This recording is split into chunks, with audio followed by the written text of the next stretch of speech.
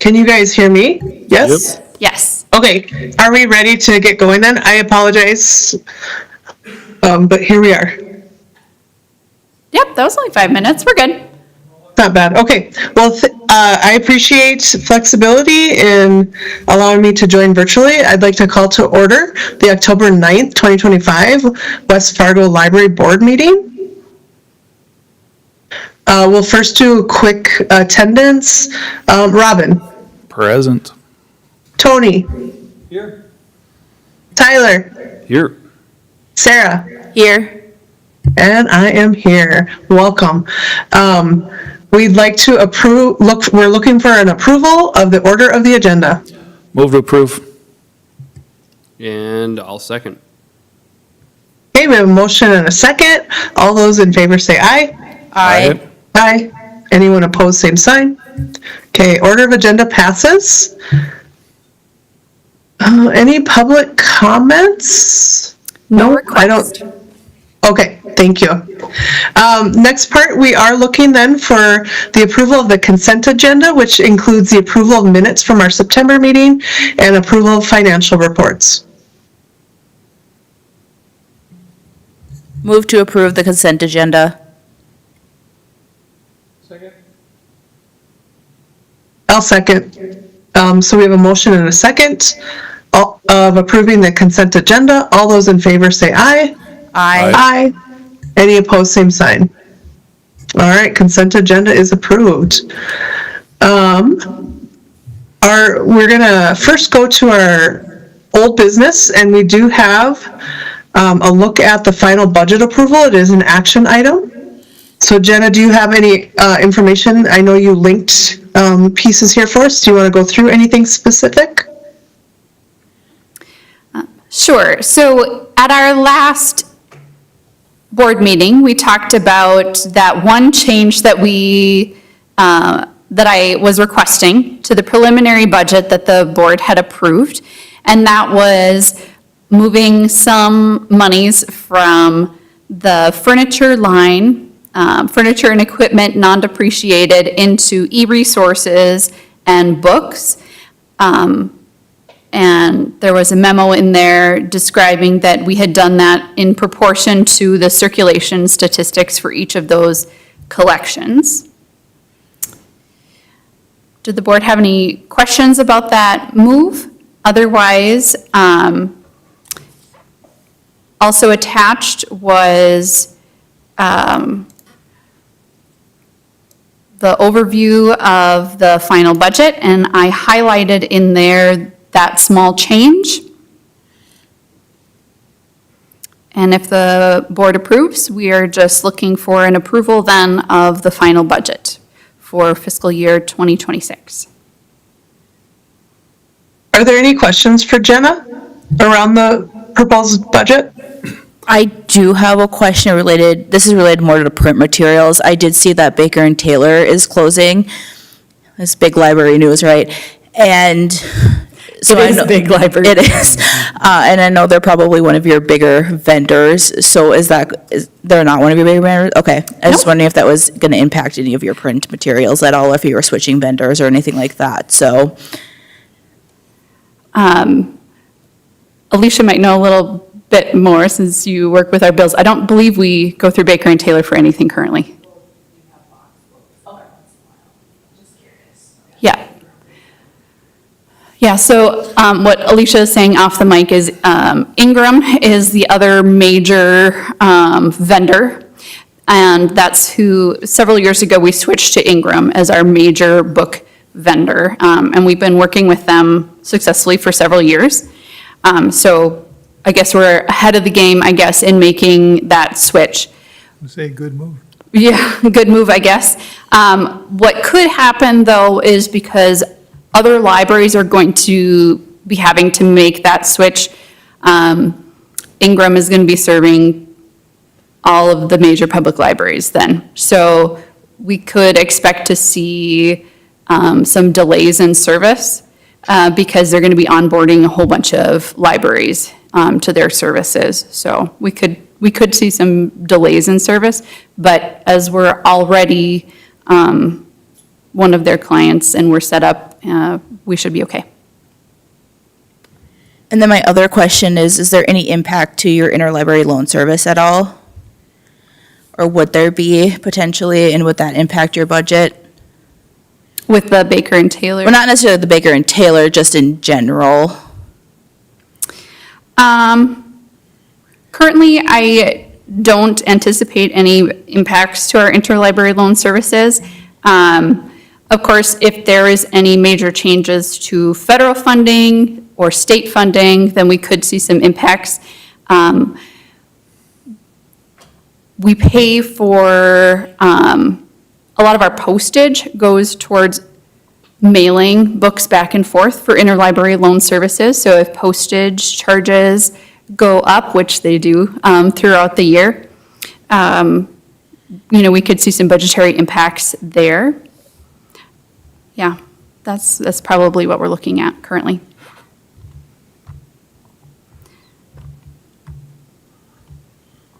Great questions. Any other questions? Yeah, I got one question. On this spreadsheet that's here in the agenda packet, is that the full budget or is that scrolled down part of it? Because I don't see salaries or anything like that on it, so I was just curious on that one. You mean the short one?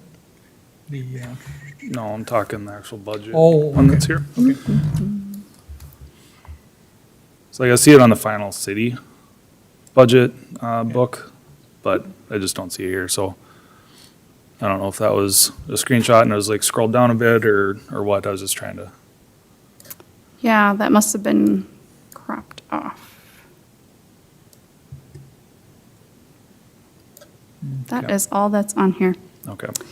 I can pull it up, though. oh, okay.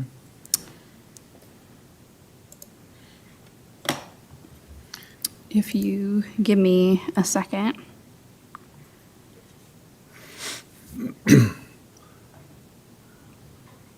I'm going to stop sharing for a moment while I dig around. Is the full budget available somewhere? Should we want to look at it in Yes. the old style?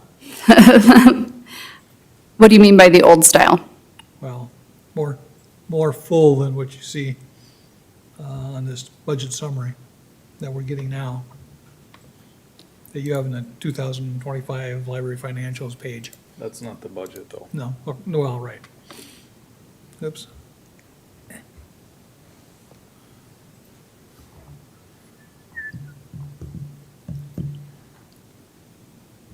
Oh, okay. That one. Mhm. This We one don't have have the, yeah. only a this- piece of it. Yep, so. I was wondering where I was.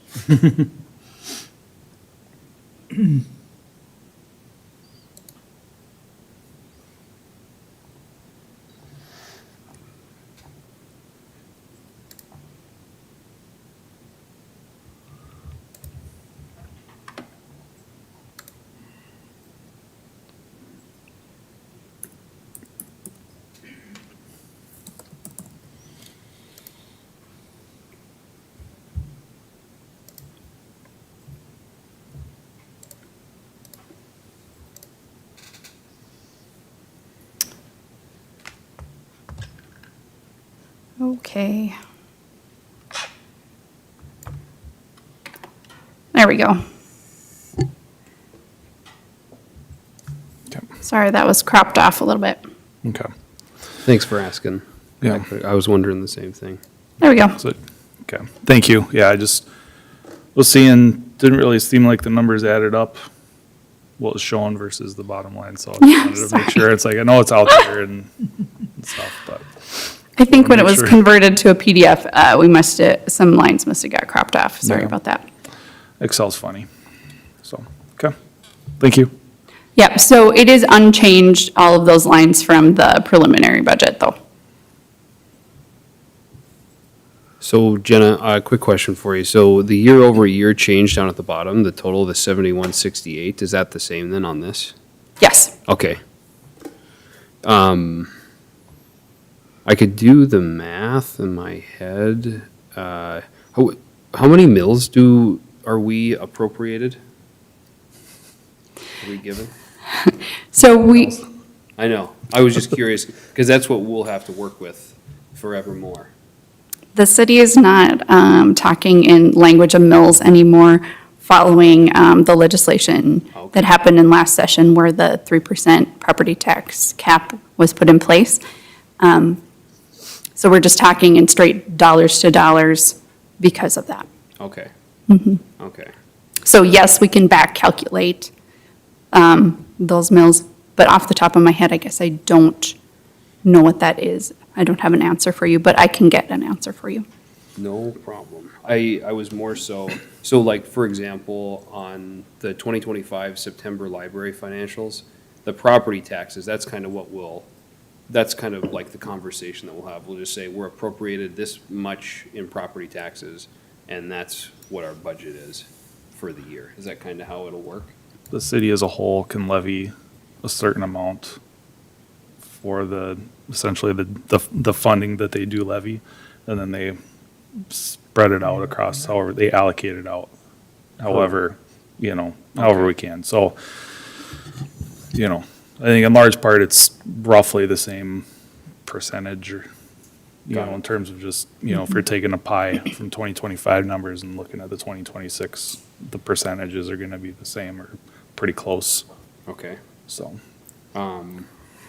Okay, well, great. I guess, yeah, it'll just be, I wish I would have known a little bit more about the before 1176, so that I would know, what to compare against. But just a general question, moving forward into 2026, the property taxes should remain stable, state aid, miscellaneous, interest on investments, everything should stay pretty stable. We hope so. Hope so. Yep. So what happens is we bring our preliminary budget to the commission, and we say, this is what we need. And then the commission decides what they're willing to approve for us, what fits in the budget. And so they just finalized their budget. And so since the city has finalized their budget, and we know that we got what we asked for, now we are finalizing our budget. The city commission doesn't get to say how we allocate those funds across our budget lines. That's up to our governing board to decide that. So that's really what we're looking at today. They just say how much we get, and then you get to decide how that's going to be spent across our budget lines, so. Thank you Yeah. so much for that. That's And, exactly. yep, and so then, after the board approves our final budget, tonight hopefully, then we are gonna make sure that that budget page is updated and accurate in the city budget book, so that the information for our residents is accurate on the city pages. Got it. Awesome. So just for example, just for the edification, if I said, Jenna, it looks like we need more in e-resources, we should take away a little bit from magazines, and that conversation could happen here, because it's all about allocation Yeah. to these line items that we have. That doesn't happen very often. It's not the city having that conversation, it's Right. us. It's us, yeah.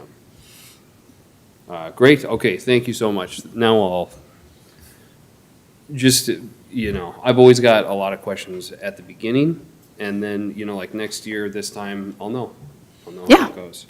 That's good. So, super helpful, thank you.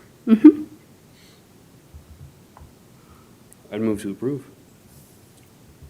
Okay, we have a motion. Do we have a second? I'll second. We have a motion and a second. Are there any additional questions? All those in favor say aye. Aye. Aye. Aye. Any opposed, same sign. Budget passes. Thank you all. The last piece of our agenda, we have new business. We have director's report.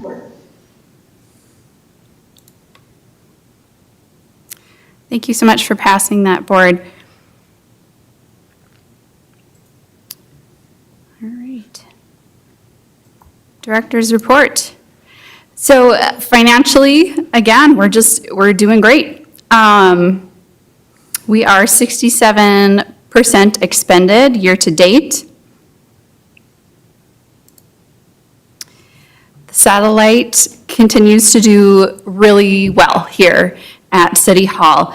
As you know, we just replaced the carpet at our main library this last week. It was really fun to kind of funnel more people over to the satellite library, and look forward to seeing those statistics next month to see if there's a little bump there in those statistics. Anecdotally, we heard from people that some comments that, oh, turns out this is closer to my house. So that was great. Main library also had great usage as well. We made 213 library cards. Door count looked good. In September, kids are going back to school, and so traditionally we do have a little dip there. That's normal. But yeah, statistics are looking great at both locations. As far as circulation, so that's the number of items that are checked out, they continue to be high compared to previous years. If you look at that chart on the side, you can see that we're on a nice steady increase there. Circulation per active library card in September was 1.4 items, so that's wonderful. I thought this was really fantastic, though. If you look at our electronic circulation, so that would be items checked out using the Libby app. September was the highest of all time. Look at that huge jump. 7,200 items checked out. That's fantastic. Do you know why that is? Is there more advertising, do you think, or? No? No idea. I was curious. Yeah, it's just a big jump there. But if you look at like the line of electronic circulation over the course of the year, it's been pretty steady. And that's something that I've noticed kind of with all of our statistics over this year, is they've kind of been regulating.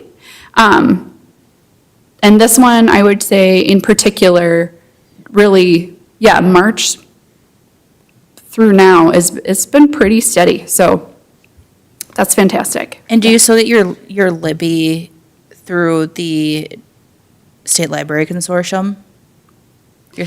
Your subscription? Yep, we are a part of the consortium. When we dropped Hoopla, we did increase what we purchase ourselves on Libby as well, to make sure that our patrons are getting access to what they're interested in.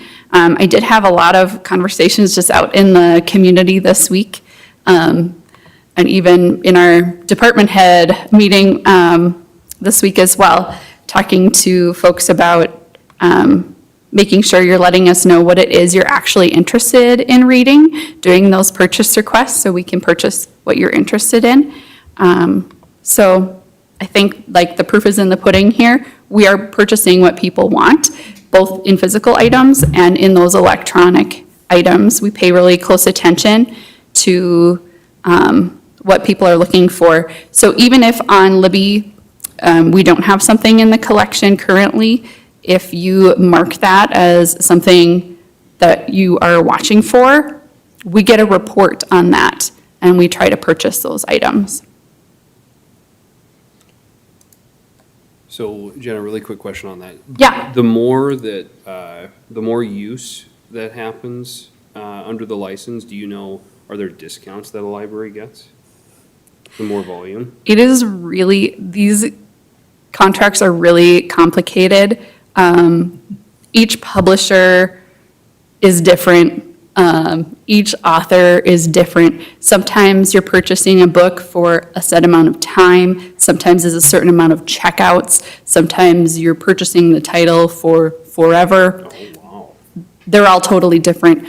Also, if you were to purchase an e-audiobook on like Amazon or something, what you would pay is vastly different than what a library is going to pay because we're sharing it with multiple users. So we're paying $48 to $125 for an audiobook. Because Yeah. the use is so. Because the use is so different and the licensure is different, yeah. Yep, So it varies. yep, it varies. Thank you. Foot traffic was up in September compared to previous years. We had a little dip in August, but now it's back up again in September. That was good to see. And our meeting room use is way up again, too. Meeting rooms were reserved for over 75 hours. That's the highest usage we've seen all year. As you know, we're really tight for space between the satellite and our main library. One of the things that we talked about at MDLA with other libraries and also with vendors that were on site is some creative ways that we can meet the meeting room and study room needs of our patrons in some creative ways. So as we look at some of the strategic plan survey data from our staff and from board members, I look forward to having some additional conversations about some different ways that we maybe can meet some of those needs in the next couple of years as we move forward with that strategic plan.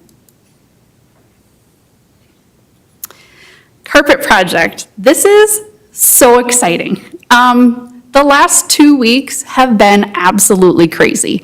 To completely empty the main floor of the library, to move everything upstairs and then back downstairs again, and to take our entire staff to like a major regional conference at the same time was a feat. But we did it, and it's done. And our patrons were really understanding, and they have been so excited to see the new refreshed space. So you can see a couple pictures there of as we were moving everything upstairs into the hallway, and they were trying to browse books while that was happening.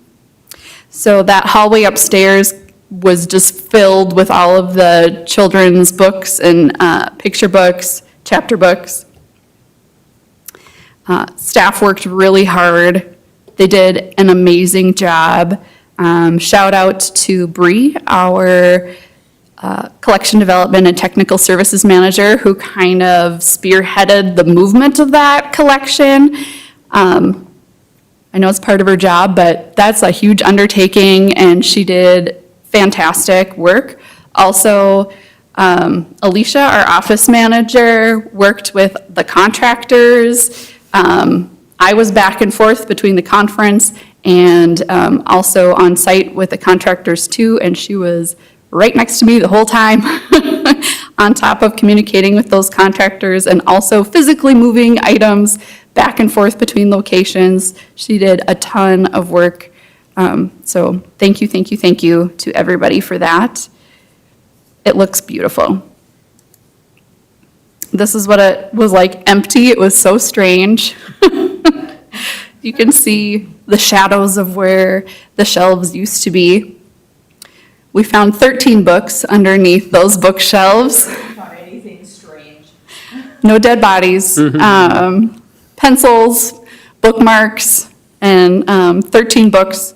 Only one of them was completely removed from the catalog. The others were still in the catalog, just marked missing. Lots of dust. Some old suckers. And then, yep, pulling that carpet up, and it was quite the project to remark the floor where to put the shelves back. But that was a good exercise too, to make sure that everything is spaced and ADA compliant, and people can move around and get what they need. So I can personally attest that everything is spaced and ADA compliant now. I've measured it all. Outreach has also been busy. They circulated 255 items in September through events, senior home deliveries, and daycare deliveries. They were also at MSUM for a library card sign-up event. They did a senior expo, which is a really fun program that they do each year in the community. While some of the folks that come to the program, that senior expo, are folks that we see regularly in the library anyway, it's special in that we get to have much more of a conversation about the programs that we offer, the services that we offer, than we usually get to at outreach events. So we get to have a longer conversation, more individualized with folks about what we can offer them, what we can do for them at that senior expo. So that was really great. Honk and Holland Hands-on Trucks also happened. That was with Parks and Rec. And we are looking forward to Blue at the Zoo on October 21st, which is going to be a sensory-friendly version of Red River Zoo's Boo at the Zoo event.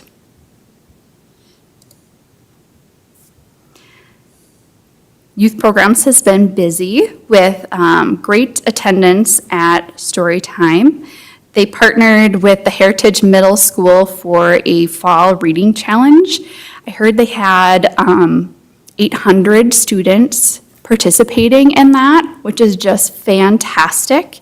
Had a conversation with youth services about that reading challenge and what makes it so successful. If there's other ways that we can scaffold off of that for some of our other things. Some upcoming events we have are Teentober with masquerade masks and an escape room. 5 Nights at Freddy's is the theme for that escape room. Saturday STEM has started. We had the first one here because of the carpet project. And again, that was really fun to try out how does programming work here in this space at City Hall. I would say it worked out really well.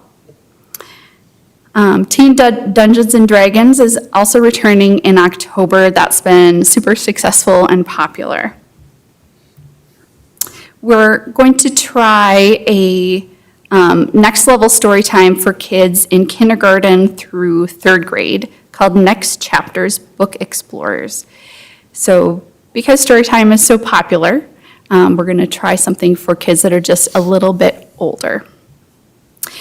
Sarah, our children's librarian, as you know, is an absolute superstar. She also presented at NDLA, both a poster session and a popular session during the conference as well. She had a really great time, heard great feedback from people that attended that as well. Proud of her for doing that. Writing Circle had a high level of attendance in September. We also had a really well-attended Medicare 2026 class and got good feedback from that, and a debt management class that a presenter from BMO Bank did for us. And what we've noticed with our adult programs is that the routine programs that are like on a regular set schedule are the ones that we tend to see the highest attendance. So if we, like our book clubs that have like that set schedule, the movies that have that set schedule, if we do something like a financial literacy series that has a set schedule, those are the things that we tend to have the highest attendance at. Upcoming events, we have a Let's Talk About Astrology event with MetaMoon Yoga and Wellness, and Trends in Fraud and Scams with AARP.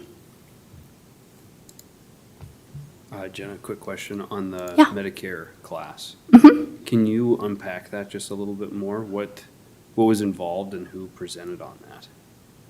I cannot. No. I'm no, sorry. No problem. Is that a first? Is it a first?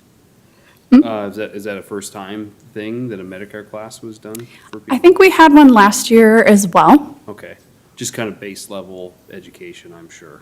Was that an AARP as well? It's Kim Baker, she's just an insurance expert. Okay, Kim Baker, who's a local insurance Gotcha. expert. Cool. Put that on.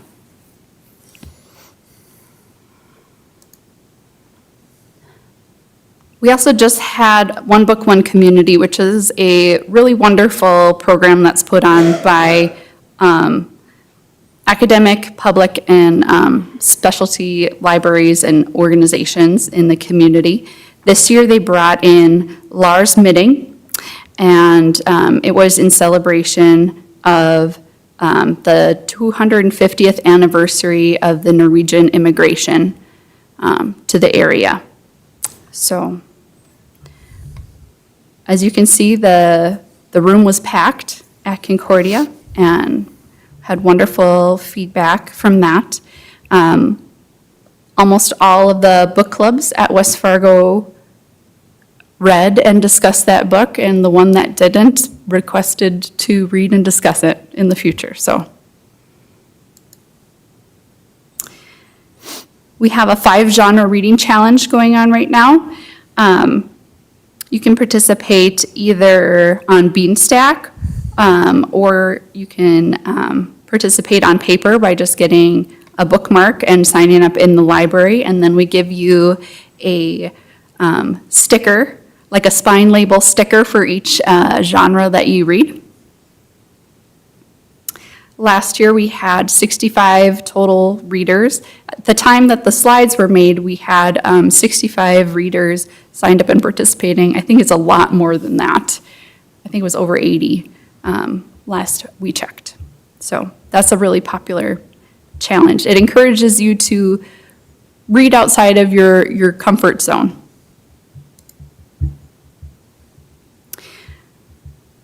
Current exhibit that's up, and this was in connection to the One Book, One Community theme for this fall, is a Norwegian immigrant history exhibit. This was set up by James Roth, who is kind of a local history expert. These are all artifacts that came over in the trunks of Norwegian immigrants. There's glassware, silverware, a lot of wooden, and there's some baskets, a variety of things in here. Some items dating back to the 1700s. So I would encourage you to come check that out. And maybe most importantly of all, please come to the Friends of the Library Used Books and Media Sale on Saturday, October 11th from 10 to 4 p.m. I like to tell you this is a great place to get started on your Christmas or holiday shopping. There's lots of great deals and stuff in here. They're also, I'm sure, looking for volunteers to help out with the sale. They've got quite a bit set up already. There's lots of good stuff in there. And with that, I'm happy to take any questions, if anybody has any questions.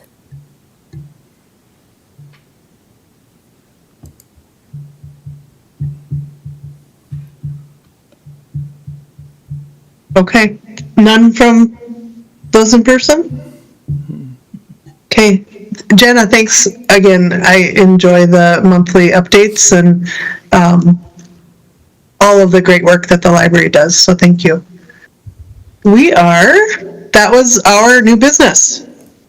We will look for a motion to adjourn. Motion to adjourn. Second? We have a motion and a second. All those in favor say aye. Aye. Aye. Any opposed, same sign. Meeting is adjourned. Thank you.